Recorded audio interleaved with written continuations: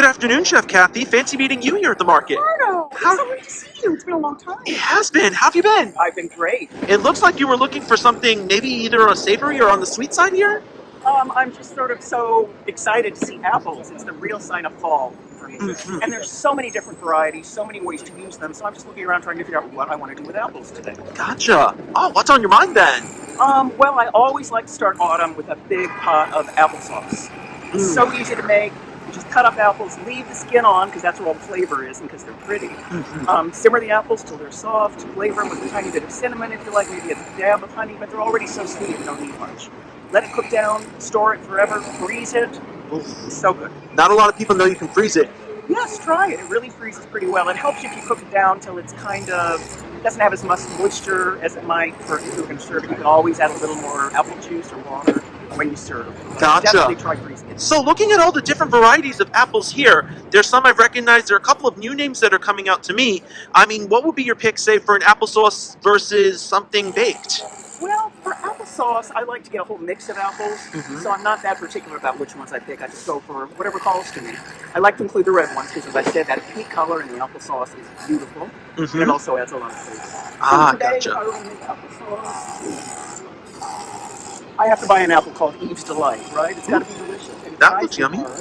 Mm-hmm. I don't want to get in your way. So. No, I was just looking at Eve's Delight because it's the best apple in the Oh, have you tried them? Oh, yeah. Are they delicious? Yes. Oh, are they tart? Nice. They're very juicy. Okay, are they hard and crunchy? They're a little hard. Are you finding that apples are not as crunchy now as they were when we were young? Am I making that up? Well, with my teeth, I can't tell. Okay. As long as we're eating apples, instead of That's the important thing. That's the important thing. All right, I'll get out of your way. No, that's all right. But what would be your pick, say, if you were baking? I know everybody does an apple pie in October, but there's so many other things that we can do with apples. So many other things to do with apples. Baking an apple. Mm-hmm. So, Ricardo, I think you helped me learn how to bake an apple. I just pour out the middle, right? Absolutely. I can put in some cinnamon. What else would you put in there? Don't really need sugar because the apples are sweet. You could put a little tab of butter for a tab little of butter. creaminess. You could always omit that for a vegan version, but Right. people like to stuff those with nuts or seeds. Ooh, raisins. Oh, absolutely. Get that nice deep flavor there. Beautiful. And just bake them until they're soft. Pretty right? much, yeah. If you could cut through with a fork and knife, it's in a good place. Now, you do want to make sure that you buy an apple that's going to hold its shape. So if you're not sure, I'm not exactly sure whether this will, I would ask the man who's selling the apples. Oh, 'Cause They definitely. tend to know.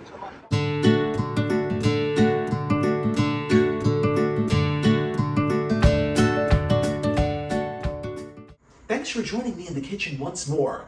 For today, I'll be working with all things apples. Apples are one of my favorite fruits. They're very versatile and lend themselves really, really well, say, in a baked application, turned into a mash, or even put into a sandwich. They're generally held in a low temperature storage throughout the year. You usually will see an apple have a little bit of a shiny sheen on it. That's going to be a sign that your apple has been waxed. So you definitely want to make sure that you're rinsing and just rubbing that apple well. It's an edible wax. It's not going to be harmful for our bodies, but at the same time, we just want to clean that up. And on the note of cleaning up too, you'll notice that your apples have stickers. These stickers will actually tell you the name of your apple. Generally, we want to use different varieties of apples for different purposes. In my hand right now, I've got a Macintosh apple. This Macintosh apple is going to be a good one for snacking. It's going to be a touch mealy. It's going to be sweet. It'll have a little bit of a crunch to it. This is not necessarily the type of apple that I might want to go ahead and bake. The best apple for baking is my friend right here, the Granny Smith. It's not going to be as sweet. It's going to be a little more on the fibrous side, so it'll hold up to the heat of the oven. The wonderful thing is, no matter what choice of apple you choose, you are doing your body really, really well by having that apple. All of these apples are going to be an excellent source of vitamin C, and that vitamin C is going to be good for healthy skin and healthy immune system, especially important if you're having these things seasonally as we go into the fall. Our oven looks like it's about at temperature, so I'm going to start with our first recipe, which is just a baked apple crisp. And so to start with that, I'm going to go ahead and pull out my Fuji's. First thing I want to do is rinse my apples to just make sure that they're clean. I want to use the skin of my apples, so I'm definitely not peeling that, so I want to make sure to just rinse that under cold running water. Before anything else though, just a little helpful chef hack or kitchen hack. You always want to make sure that you're getting rid of that sticker before it touches water. So now that our apples are rinsed, I'm going to go ahead and slice these down. In order to just get them to a nice consistency, I want to cut them into about 1/2 inch slices. Any thinner and they're really just going to fall apart in the oven. Any thicker, and then you're going to have a tougher, bigger piece to eat. So in order to cut these down, I'm going to just cut along the sides. And I'm kind of cutting a little off center from the stem. I'm not actually cutting it in half, but what I really want to do is cut around that core. I don't have a core at home, so this is how I'm going to approach the apple. And as I cut around, I'll get a flat edge. I can go ahead and put that down. Just a little helpful chef hack. You always want to make sure that you're working with a fruit or produce that has a flat edge that can just rest on that cutting board.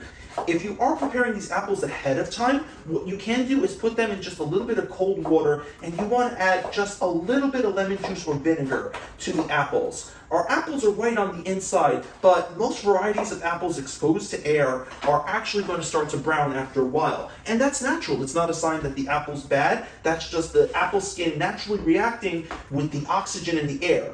When we add a little bit of cold water, that helps to reduce the rate that the apples are going to turn brown. But also, too, we can add a little bit of acid, say from our lemon juice or from our white vinegar, or even say a pineapple or orange juice, depending on what your recipe is. You just want to make sure not to add too much. So maybe for a couple of cups of water, like the amount that would fit in this bowl, I would say no more than a teaspoon of any form of acid. The point is to just delay the browning and not necessarily add another flavor. All right. So now that I have an apple cut up, what I'll do is just dress it with a little bit of seasoning. And really what I want to do is just get some oil and put that on. I've got an olive oil. My recipe, which you'll see at the end of the show, calls for an olive oil being used here. I just used a teaspoon. And if you don't have that, honestly, you could just really use a canola oil, a neutral flavor there. Now that I've got my apples seasoned up, I'm just going to go ahead and toss my apples in the seasoning. If you have a pumpkin pie spice, you could definitely use that. However, I just went with a little bit of cinnamon and nutmeg. You can certainly make your own pie spice at home too. Maybe you just have, if you've got cloves on hand and you want a little bit of that cooling flavor in there as well too, less is more with those. I would add maybe about a pinch to a quarter teaspoon for that one apple. No matter how you season your apples, once they're cut down to this amount, we can go ahead and put them in the oven for 10 minutes. Our oven is preheated to 325 degrees, and we're just really looking to see that they get softened over time. Now that our apples are in the oven and baking, I'm going to go ahead and prepare our oat streusel topping. And to do that, I've got some quick oats over here that I'm going to use in combination with some rolled oats. You can use a little bit of oat flour if you want. That's something you could also make at home too if you take a rolled oat and pulse it down in a blender, or more preferably a food processor. But I'm going to use the difference in the variety of the textures that I've got here to just make a different topping for myself. I want something that's a little on the coarser side, so that's why I've chosen these oats. Regardless though, I'm going to go ahead and add in a little bit of oil, and I'm going to add in about a quarter cup of oil. And I'm going to measure that out as 4 tablespoons. Well, let me start with 3 first, and I'll add a little more if I need it. Less is always more. You can do a streusel topping with butter too. I am providing a vegan take on this, however. You can always swap out the butter for, the oil that we're using here for a butter. If you wanted something that was a little closer to butter but still plant forward, you could also use a coconut oil here as well too. And you would want to use it while it's a little semi-solid to kind of get that texture of butter as you work it in. But I'm going to go ahead and add my flavors as well. And here, this is my opportunity to add my dry seasoning. I'm going to add about a teaspoon of ground cinnamon to my mix. The same flavors that I used on my apples for sure. However, I'm going to go ahead and repeat them here. I'll also use a little bit of nutmeg too. With nutmeg, less is more. It is a little bit of a strong flavor. So with that, I'm going to go with about a quarter teaspoon. Should do just fine for that. I'll also add about a quarter teaspoon of salt as well too, to just up the other flavors there. Salt really helps to drag out all the different hidden flavors in food. You don't need a lot though, which is the really nice thing about that.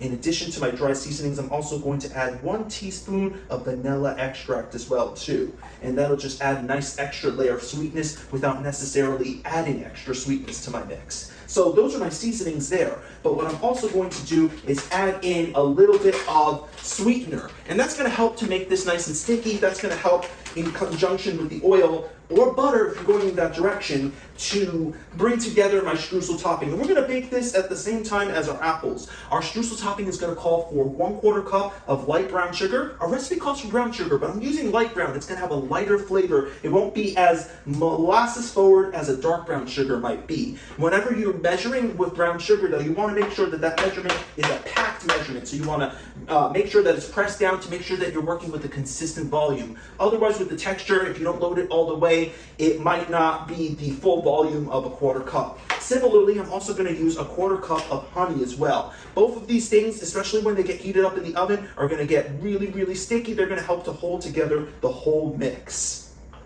Last but not least, I have to go ahead and mix the whole mix together. And I can do this with a little bit of stirring. I will go in that direction first. But if you are going to take a more hands-on approach to this, I would recommend wearing some disposable gloves. So I've taken a spatula, I flattened out our streusel topping, and I'm gonna go ahead and put this into the oven. Our apples should be right about done, so let's go ahead and check that out. Ooh, they're looking done. They smell done too. They are definitely done. So safety first, I'll just go ahead and grab my oven mitts. We can turn that right off. And there are my cooked apples.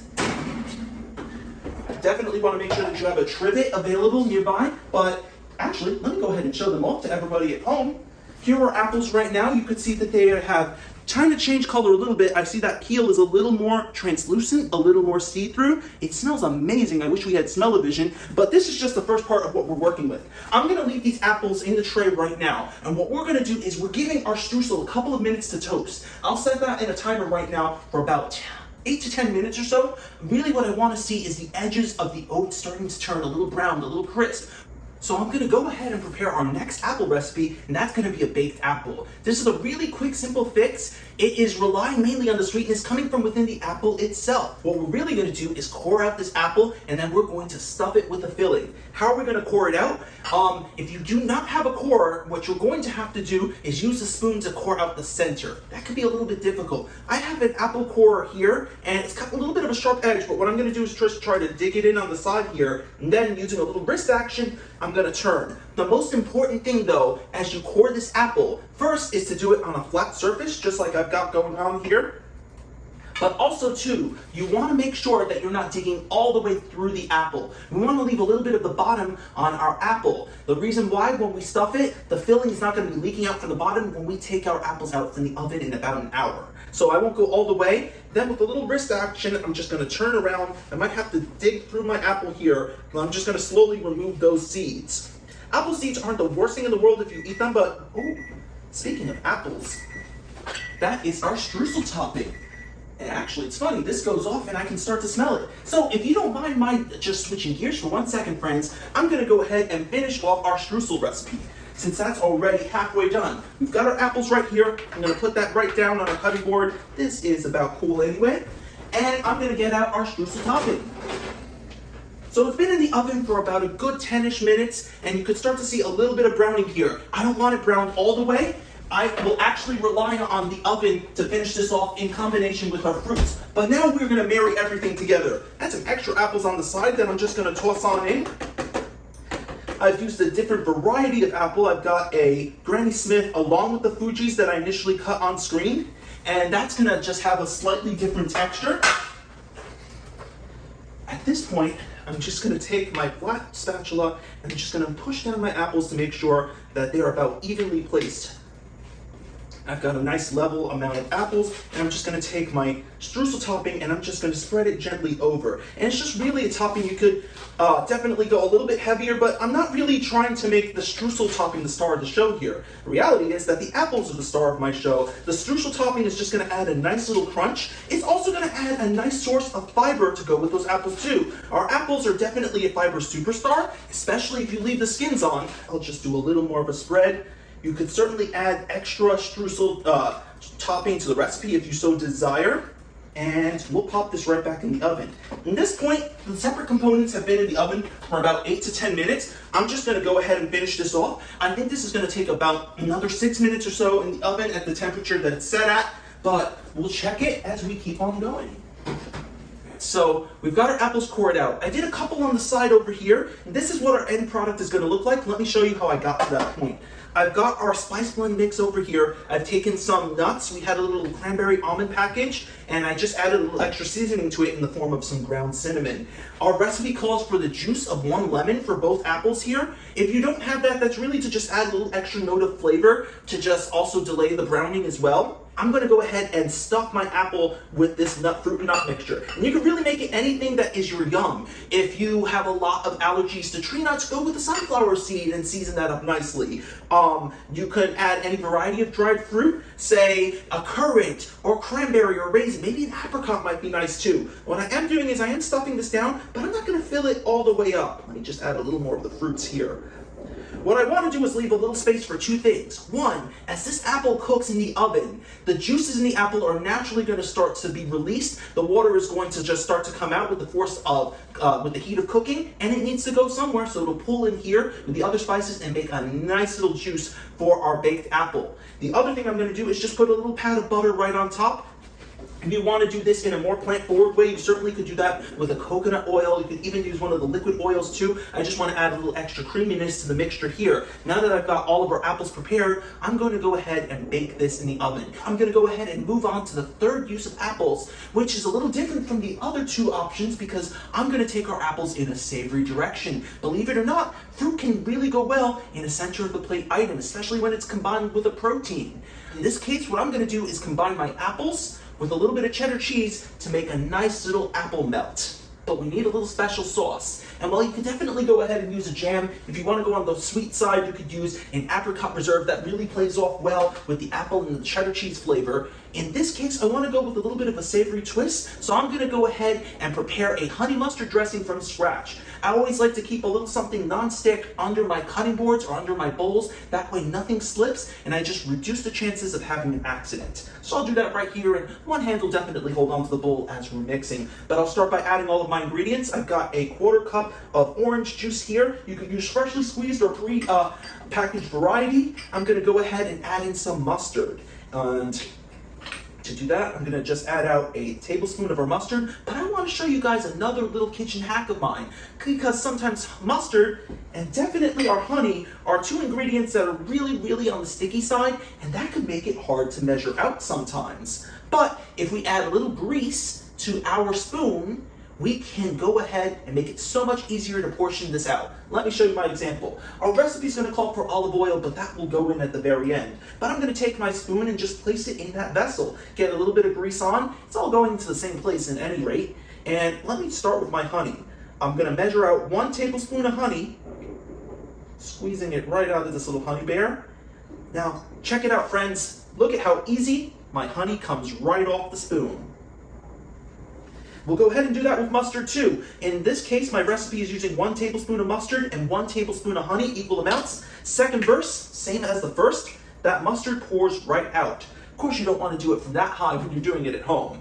The other thing I'm going to add in as well too is just to add a little extra tang to just offset the sweetness from the orange juice and from the honey, just a little bit of apple cider vinegar. And vinegar is going to help our body to digest food, so a little bit goes a long way. We don't want to use a lot. We don't want too much acid. So I'm just using 1 tablespoon there, and we can always adjust for flavor afterwards. So I've got my ingredients right there. The next thing that I'm going to do is add in my seasonings. You could honestly use a little bit of salt and pepper here, and I'm just going to measure out about a 1/4 teaspoon of both. If we need more, we can always add more, but if we add too much seasoning, it makes it that much harder to fix up after the fact.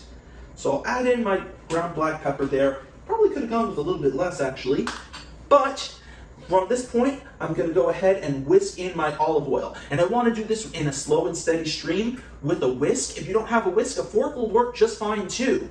And what I'm really looking for is to see everything start to come together. This is what we call emulsification, which is a fancy chef term for everything mixing together. So I know that this is very well emulsified and very well mixed when I get an opportunity to stop and see that the colors are all the same, just as you may see right here.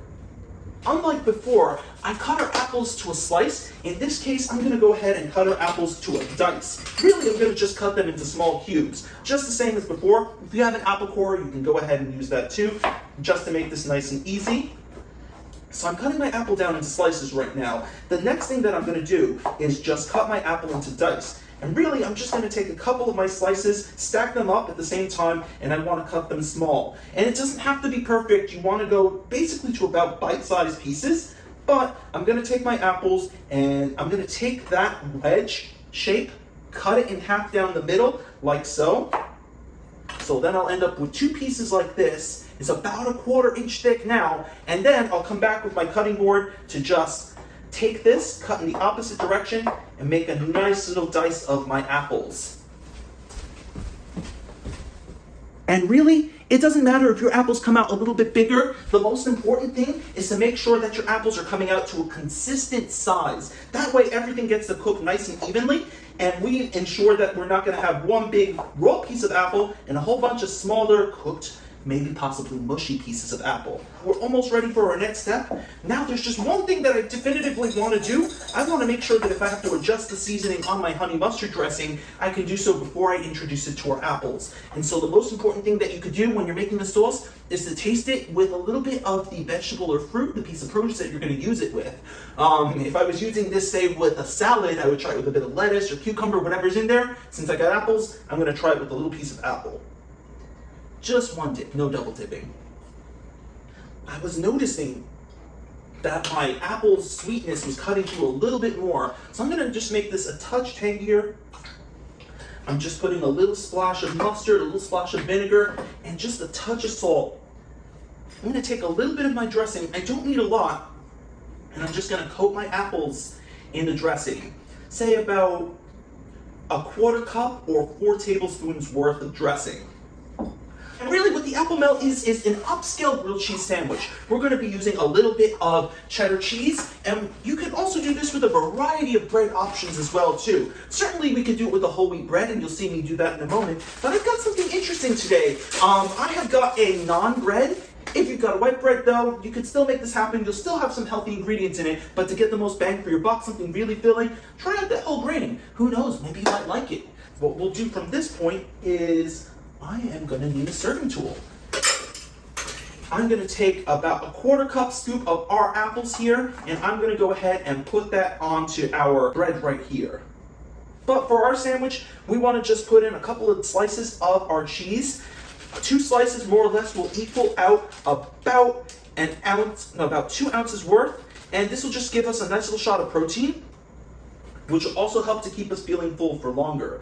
Last thing I'll do is just add on a little bit of our preserves. So let me just get a little scoop going on of that. And I'm gonna add about 1/2 teaspoon's worth on this side. You can go ahead and put them onto a sheet pan or regular old baking pan like I'm doing right here. And I'm not gonna go ahead and line this with parchment paper. I wanna rely on the metal to get nice and hot, and I want that contact with the bread itself to help to start to crisp this up just a little bit. But I'll go ahead, slide this into the oven, and we'll check it out in a couple of minutes.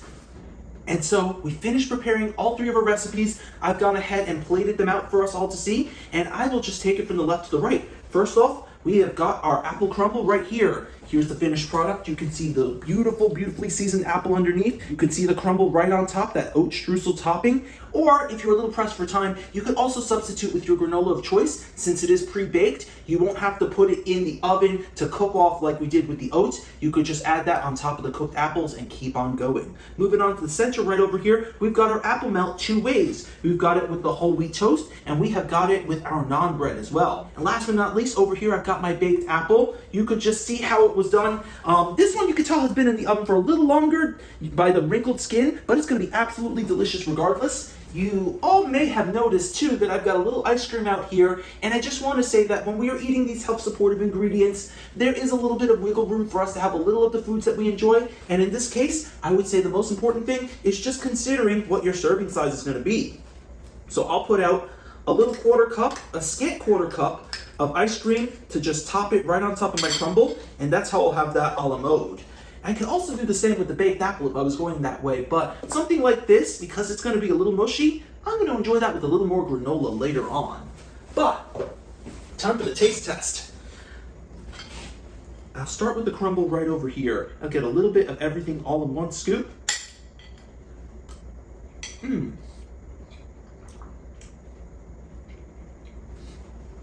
Very delicious. The seasoning is wonderful. You get a nice contrast between the textures and the flavors of the oats, and I really like that one. Even better with the ice cream on top. Definitely. Moving on to our sandwiches right over here.